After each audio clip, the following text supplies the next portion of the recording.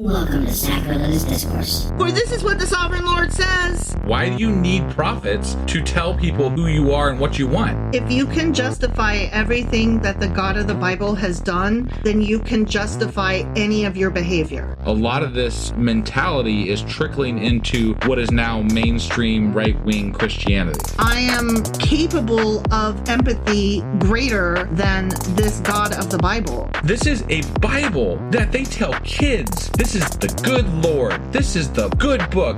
He is fantasizing about murder, mass murder. Head over to sacrilegiousdiscourse.com right now to find out how to leave us a review or support us on Patreon.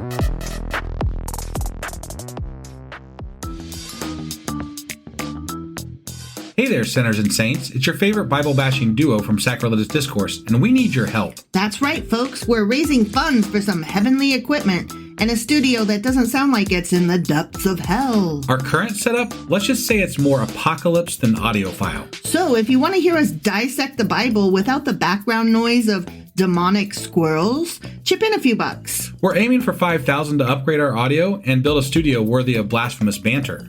Donate today and help us spread the good word of atheism. You can find a link right on our homepage, sacrilegiousdiscourse.com. Every dollar counts. Even if it's from your collection plate.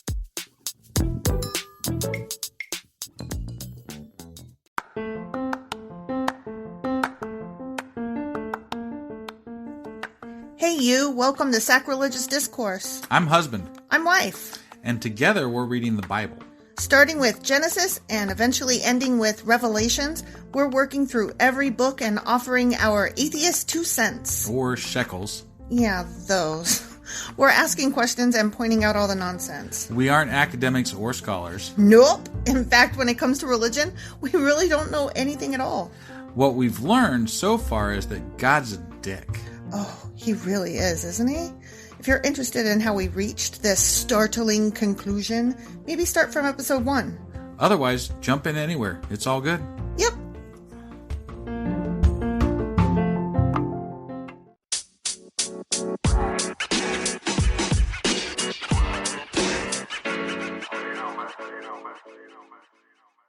Hey, husband. Yes, wife. Do you remember what we talked about in our last episode? Well, here's the funny thing. We only recorded it a couple of hours ago, and I almost forget everything except that I remember that, was it Jacob that was running away from Uncle Laban, yeah. Yeah. So I do remember some things, but I mean, that's only because it was like, a few hours ago. That's both impressive and sad. Do you remember that Rachel pimped out her husband Jacob for some mushrooms? Oh, yeah, the mandrakes. That's right. Yeah, and she allowed her sister to... Leah, the dog. Yeah, prostitution, yeah. Yeah. I remember that.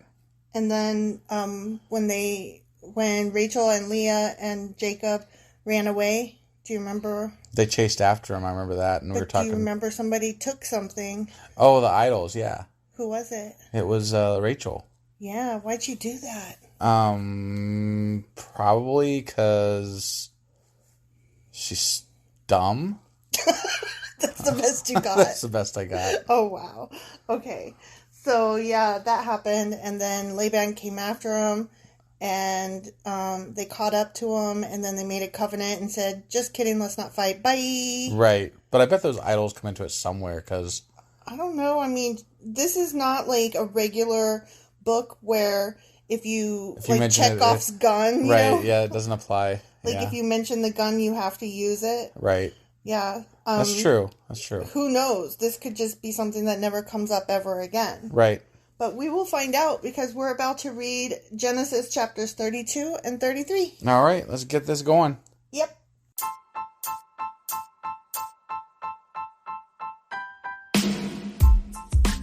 Hey, wife. Yes, husband. Did you know that we are now on Patreon? Yes, because you told me, but also, no, tell me more. So we're on Patreon now. Are we? We are, and our supporters can go there and support us, and we have multiple levels all the way up to You Killed God. That sounds really drastic and escalated quickly-ish. Well, no, there's multiple levels before there. So it escalates on a sliding scale of, cheap to not cheap. Oh. But, we can definitely use any amount. So, like, any support is always appreciated. So what exactly is Patreon? It's a place where you can show your support for our podcast. And just our podcast? Any podcast or any performer. But, we're the ones that, you're listening to right now. So maybe you should, support us. That'd be awesome. That would be awesome. But we love you anyway. So all you got to do is go to Patreon, look up Sacrilegious Discourse. It's actually patreon.com/Sacrilegious Discourse is our actual main page there. So head on over and send us some love. Yeah. Genesis chapter 32. Jacob prepares to meet Esau. Okay. Oh, that's, Esau wanted to, like, kick his ass, kill him type thing, because he was, like, took all his shit. He his took blessings, his birthright. And his birthrights, blessing. and yeah. And they're twins. Yeah. I heard something, I was listening to a book, and apparently Esau is, like, the primitive, like, there's something primitive about him. What book are you listening to? That book you told me to listen to. Oh, Devolution. Devolution by Max Brooks. And they mentioned something about Esau in there, really? And it was about how he's like the primitive brother of Jacob. Oh. And like it's just I don't know where that came from, but I thought it was interesting. So like, I'm sitting here, we're talking about him on our podcast, and all of a sudden it pops up in a book that I'm listening to. That is very odd. Right? Yeah. Don't you wish right now that we were sponsored by Audible? Or something, yeah, because I'm like, and you can pick up Devolution on audible.com. All right, ready? Yeah. As Jacob started on his way again, angels of God came to meet him. When Jacob saw them, he exclaimed, "This is God's camp!" So he named the place Mahan. Wait, this is God's camp? Sure! It's God's camp! Is that like summer camp, but with God? Absolutely. Okay. All right. Then Jacob sent messengers ahead to his brother Esau, who was living in the region of Seir in the land of Edom. He told them, "Give this message to my master Esau. Humble greetings from your servant Jacob. Until now I have been living with Uncle Laban, and now I own cattle, donkeys, flocks of sheep and goats, and many servants, slaves, both men and women. I have sent these messengers to inform my lord of my coming, hoping that you will be friendly to me." So I've been thinking about this whole servant-slave thing. Yeah. And, I mean, yes. No. But sometimes they have the ability to inherit land if they don't have a, legitimate son and stuff. I don't care. I'm just saying. Like, maybe it's a little bit better than some things, but... Do they have the option to leave? Doubt it. Are Probably they treated not. like shit? And they get raped a lot. They get raped. They get sold. They belong to people. Right. No. Just no. You're right. I was am just, right. I just want to make sure we were... I don't want to whitewash it. Okay. They're slaves, and that is bad. Okay. All right. So when they say servants, I will always, always interpret that as slaves. Well, but, like, how did you pay for things back then? It was a barter system. And, like, maybe they were paying them in food and shelter and... Okay, well, when... we're about to get into a fight here. When... Rachel prostituted out her husband for some fucking mushrooms. Right. That was barter, but it was still gross, right? "I'll let you sleep with my husband if you give me some of your mushrooms, please." Right. That's gross. It's fucking gross. I mean, I'm with you. I think they're slaves. I was just thinking it was a different time and, I don't care. Whatever. I don't care. I don't care. It was just a thought that crossed my head. You know what? I don't own any slaves, and I don't have servants, and I am not ever going to condone other people doing so. I mean, yeah. What do you mean? We have, like, our Google thing and stuff like that. That's not a person. They do our bidding. Okay, hang on. My Google She and turns on lights for me and stuff. Okay, but she's not a person. No, she's not. a machine. We call her. We literally call her Machine Lady. Right. Can I just go on with this stupid Bible reading? Let's go on with the Bible. You a-hole. After delivering the message, I just want to say real quick here, interrupt myself, That was like a really nice suck-uppy message. Like, please don't be mad at me. Right, Brother, right. I love you. You're the best. Yeah, yeah. Yeah, okay. After delivering the message, the messengers returned to Jacob and reported, "We met your brother Esau, and he is already on his way to meet you with an army of 400 men." Oh, he's not happy. Ooh. Jacob was terrified at the news, as well he should be. He divided his household, along with the flocks and herds and camels, into 2 groups. He thought, if Esau meets one group and attacks it, perhaps the other group can escape. I wonder if he put, like, his wife 1 with one group and wife 2 with the other group. At least one wife will survive, right?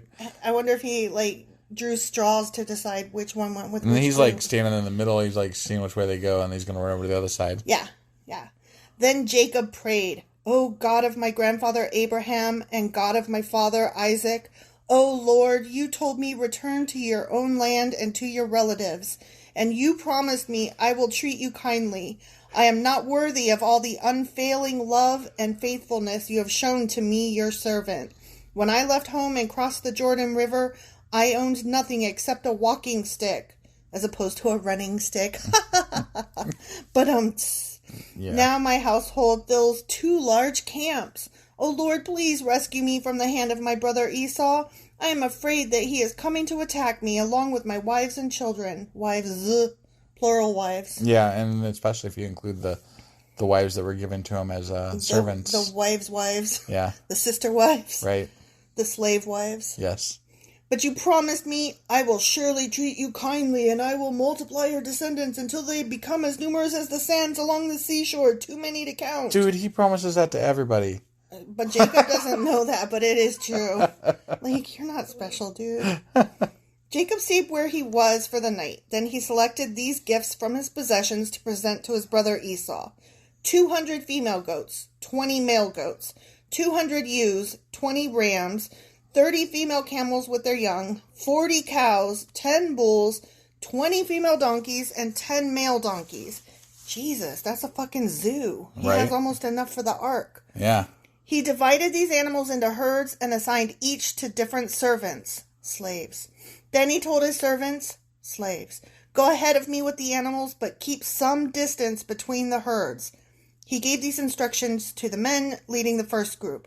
"When my brother Esau meets you, he will ask, 'Whose servants are you? Where are you going? Who owns these animals?' You must reply, 'They belong to your servant Jacob, but they are a gift for his master Esau. Look, he is coming right behind us.'" I have a question. Why is he calling himself the servant of Esau? Because I thought that He's sucking up. So he's allowing himself to become what he's not supposed to be? Because He is humbling himself before his older brother, his brother who is only older by like maybe 5 minutes tops. Okay, all right. It's just... I mean that the blessing said that Esau would be his servant. So, that's why I was questioning it. So. I think Jacob is just like, don't be mad, please. You're the best. You're awesome. You're But tough. then what's up with all that trying to get the blessing and like, what's up with all that? I don't know. Maybe Jacob's ready to bury the hatchet. Or maybe he's like, Jesus Christ, I was just stuck on Laban's land forever, and now I'm just trying to get away. And God told me to go to my family, and the only family I got is my fucking twin brother, and oh my God, this sucks. Okay, all right. I mean, I don't know. I'm not Jacob, so I'm just guessing. I gotcha. Jacob gave the same instructions to the second and third herdsmen and to all who followed behind the herds. You must say the same thing to Esau when you meet him, and be sure to say, "Look, your servant Jacob is right behind us." Jacob thought, I will try to appease him by sending gifts ahead of me. When I see him in person, perhaps he will be friendly to me. So the gifts were sent on ahead, while Jacob himself spent that night in the camp. Smart move. Yeah. Jacob wrestles at Peniel. During the night, Jacob got up and took his 2 wives, his 2 servant wives, and his 11 sons and crossed the Jabbok River with them. After taking them to the other side, he sent over all his possessions. This left Jacob all alone in the camp, and a man came and wrestled with him until the dawn began to break. Wait, a man came and wrestled with him? That's random. That is random. Weird. When he saw that he would not win the match, he touched Jacob's hip and wrenched it out of its socket. What? Holy shit. That's pretty. I mean, that would hurt. That's a red flag. That's a flag on the play, right? I mean, your hip out of socket? Damn. Yeah, I mean, yeah. I had bursitis once and that shit hurt. I couldn't imagine. I mean, my shoulder came out of socket once, but that was pretty bad. Did it really? When I was really little, yeah. Oh, yikes. That must have sucked. It did. Then the man said, "Let me go, for the dawn is breaking." But Jacob said, "I will not let you go unless you bless me." This is weird. Random. Weird. Arbitrary. Where did this guy come from? I don't know. He just showed up. Who the fuck is he? Some guy. Okay. A wrestler. Apparently. He's not Nimrod, I'll tell you that much. "What is your name?" the man asked. He replied, "Jacob." "Your name will no longer be Jacob," the man told him. "From now on, you will be called Israel, because you have fought with God and with men and have won." What? I don't understand. What the hell is this? What? This is so... It's got to be like a dream, right? This is so It weird. It came out of nowhere. Like, what even is happening? I have no idea. "Please tell me your name," Jacob said. "Why do you want to know my name?" the man replied. Then he blessed Jacob there. We gotta learn more about this fucking blessing. Well, I mean, he stuff. got named Israel, which is, like the name of the country that the Jews lived in. Right. Or live in. I'm sorry. Right. Not lived, but live. Jacob named the place Peniel, which means face of God, for he said, "I have seen God face to face, yet my life has been spared." The sun was rising as Jacob left Peniel, and he was limping because of the injury to his hip. I bet. Even today, the people of Israel don't eat the tendon near the hip socket because of what happened that night when the man strained the tendon of Jacob's hip. The end. That was such an odd story. That was weird, right? And completely just random. There was no, what was even the this guy point just of that? appeared out of nowhere, and is he one of Laban's people that came after them? Is he one of Esau's men that came Laban, ahead? they already made the covenant, so they shouldn't have been coming after them. But So I could it's see probably not Laban. Esau's people might be over there, but So they didn't say that. Or is it God? Or is it one of God's men? I'm just confused. Right. Who is this dude? It's just completely random. He just showed up. I get how he sent his wives across the river and stayed in the camp by himself. That was cool, I get you. Right, he's protecting everybody. Yeah. He's going to just greet his brother on his own. And see how it plays out. But then this random dude just comes up and and they started wrestling. Right? What? Okay. That's so weird. There was no greeting, no, ho there. Right. Stranger. Straight to wrestling and dislocating hips. Yeah. Okay. Very strange. Let's see if they clear it up in the next chapter. Okay, so we're going to 32 now, huh? No, that was 32. Oh, I'm sorry, 33. 33. My bad. I can't keep track of shit. You can't keep track of shit, sir. All right, we'll see you guys in a minute.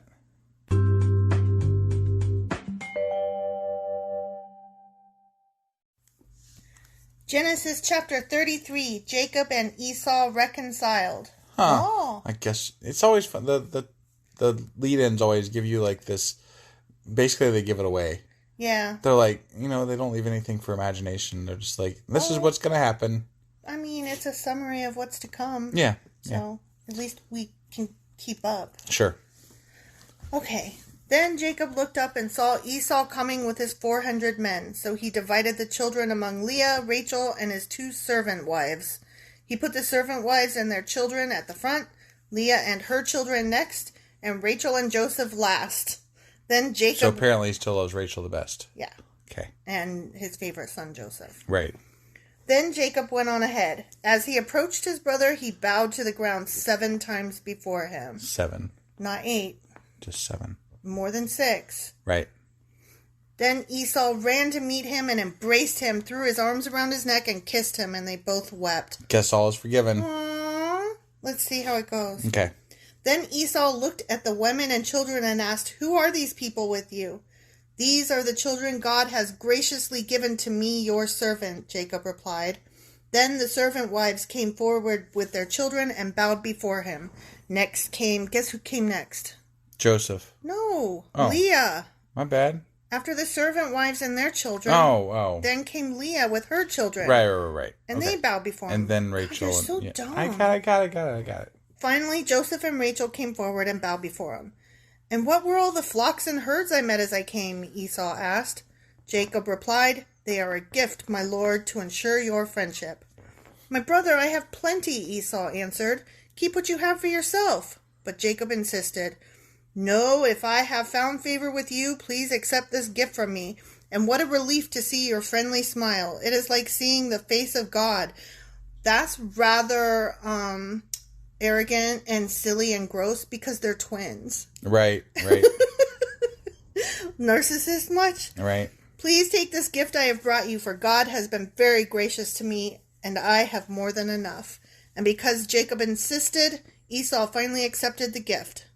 "Well," Esau said, "let's be going. I will lead the way." But Jacob replied, "You can see, my lord, that some of the children are very young, and the flocks and herds have their young too. If they are driven too hard, even for one day, all the animals could die. Please, my lord, go ahead of your servant. We will follow slowly at a pace that is comfortable for all the livestock and children. I will meet you at Seir." "All right," Esau said, "but at least let me assign some of my men to guide and protect you." Or guard his flocks that he just got. Right? I mean, his brother was kind of sneaky when he was younger, so. This sounds like we're missing some subtext. Right. Because then Jacob responded, "That's not necessary. It's enough that you've received me warmly, my lord." There is something going on here that we are missing. It feels that way, doesn't it? Yeah. I mean, I'm just saying, he was pretty damn sneaky when he was younger, so, like, yeah. Esau might be like, I don't know, what is this? Yeah. What's going on? Yeah. I know I might be that way. I'd be like, what's with all the niceties here, buddy? Yeah, like when you bring your wife flowers, the first thing the wife says is, "What did you do, Ray?" Right. So Esau turned around and started back to Seir that same day. Jacob, on the other hand, traveled on to Succoth. There he built himself a house, and made shelters for his livestock. That is why the place was named Succoth, which means shelters. So we went to Succoth and said, "I'm going to name this place Succoth." We should name our house Succoth. Our house is Succoth. It's a shelter. Later, having traveled all the way from Bananarama, Jacob arrived safely at the town of Shechem in the land of Canaan. There he set up camp outside the town. Jacob bought the plot of land where he camped from the family of Hamor, the father of Shechem, for 100 pieces of silver, and there he built an altar and named it El Eloha Israel. The end. Well, like, he built a house just in a camp that he stopped at. Right? He's like, I'm just going to build a house, whatever. As one does. Yeah, just, Traveling around. Let's just build a house here, huh? Yeah. We only need it for a few days, but whatever. Like, I thought he was going to his brother's place, but he stopped slowly and built a house along the way. I mean, but what did building a house back then mean? Was it a tent-ish type thing with maybe like some fortifications around it? It didn't say he built a altar or a well. It didn't say he built a structure to sleep in for the night. Right. It said he built a fucking house. Right. I mean, if we dug into every little thing, we could be digging into. You have to dig into like every sentence because it's like it's all so weird. But I do find it strange. Like, he's on his way to his brother's place, and he's like, "No, you go ahead. I'll catch up." Right. And then, like, along the way, he builds a fucking house. Yeah, that's weird. Like, and then he lives there. Like, are you planning and what is time in the Bible? Because like they never it could have been like months that passed. Right. Like, is he saying you go on ahead? I'll catch up next year. Right. Like, because that's what they don't ever define is like what kind of time passed here. Yeah, I'm really confused, and I feel like there should have been more description there. I mean, maybe it was a really long journey.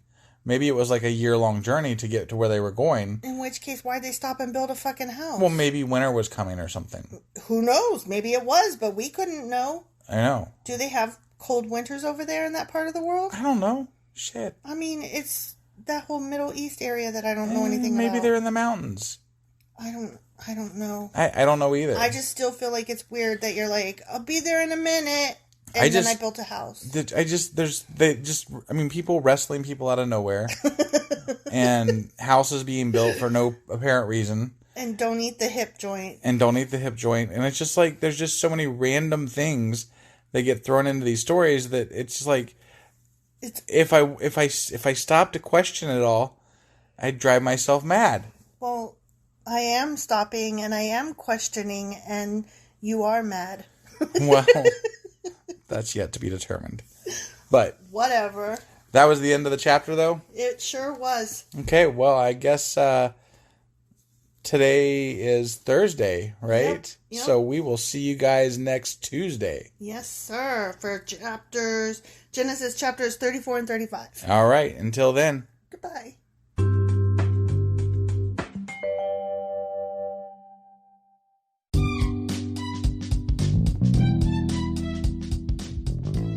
Husband. Yes, wife. Is there a way for people to contact us? Well, sure. They can get on our Twitter account. We have a Twitter account? We do. What is it? It is Sacrilegious_D. Like D for Discourse? Yeah, they wouldn't let me put the whole thing, so I had to shorten it to _D. I hate them. Yeah, that's disgusting. How do you spell sacrilegious? Do you know? I don't want to. Just look it up in a dictionary or something. I don't want to do that right now. You know why? Sacrilegious_D. Okay? Because you messed it up and I made you fix it. That's why. Yeah. What about an email? Yeah, we got that too. What is it? Sacrilegiousdiscourse@gmail.com. Oh, well, that's easy. Yeah. As long as you know how to spell sacrilegious. Right. Well, definitely get a hold of us. Let us know what you thought of the episode. And, any comments, hate mail. We love that kind of stuff. Also, you could answer some questions that we leave throughout, or correct my pronunciations. Yeah, which are probably please. Bad, wrong, and horrible. Because we suck sometimes. Absolutely. Oh, also, if you like this shit or whatnot, give us a like on your podcasting app and stuff, or even leave a comment or something. That would be awesome. That would be awesome. Goodbye.